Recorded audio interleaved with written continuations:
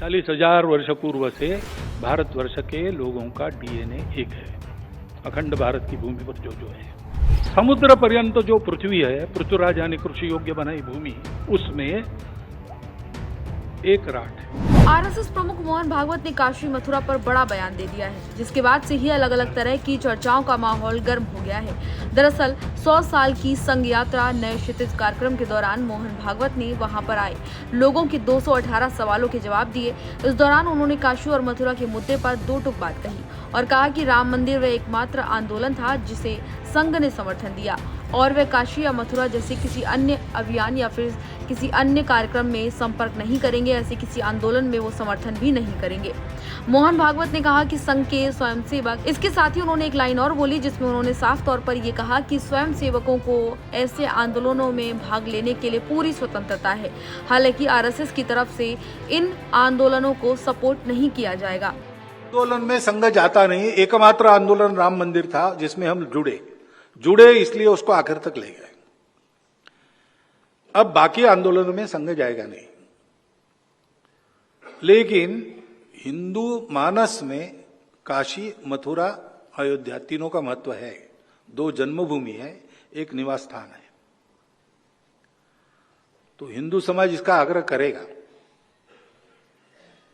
और संस्कृति और समाज के हिसाब से संघ इस आंदोलन में नहीं जाएगा, लेकिन संघ के स्वयंसेवक जा सकते हैं, वो हिंदू है। लेकिन इन 3 को छोड़कर मैंने कहा है हर जगह मंदिर मत ढूंढो, हर जगह शिवलिंग मत ढूंढो। मैं अगर ये कह सकता हूं हिंदू संगठन का प्रमुख, जिसको स्वयंसेवक भी प्रश्न पूछते रहते हैं, तो थोड़ा इतना भी होना चाहिए, चलो भाई 3 की ही बात है ना, ले लो, ये क्यों ना हो। ये भाईचारे के लिए एक बहुत बड़ा कदम आगे होगा। संघ में अंधविश्वास नहीं है, वैज्ञानिक दृष्टि है, स्वयंसेवकों को वही दी जाती है। कोई कर्मकांड वगैरह संघ की शाखा का अंग नहीं होता है। जहां जिसको जैसा विश्वास है वैसा करता है, लेकिन वो कर्मकांड में हम जाने नहीं देते। आपने देखा होगा यहां हमने पुष्पांजलि की, हो गई पूजा भारत माता की, नहीं तो मंत्र वंत्र कहते, वो नहीं कहे हम। संघ में जितना संस्कृत पाठांतर मंत्र वगैरह किए जाते हैं वो केवल भारत माता की किए जाते हैं। संघ की प्रार्थना में भी पहले भारत माता है, बाद में प्रभु है, और प्रभु है राम, कृष्ण, बुद्ध, ऐसा कुछ नहीं कहा है, प्रभु कहा है।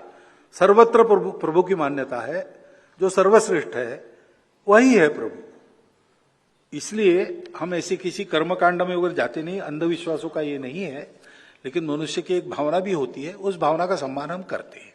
इसके साथ ही मोहन भागवत ने संन्यास की अटकलों पर भी विराम लगाया और कहा कि उन्होंने कभी नहीं कहा कि वह या फिर किसी को भी 75 साल की उम्र में संन्यास लेना चाहिए।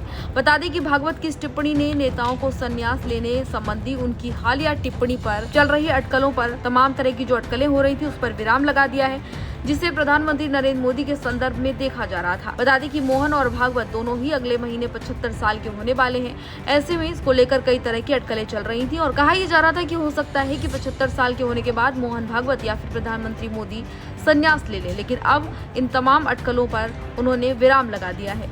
तो इस जानकारी में फिलहाल इतना ही। इसी तरह की तमाम और जानकारियों के लिए देखते रहिए भारत एक्सप्रेस यूपी।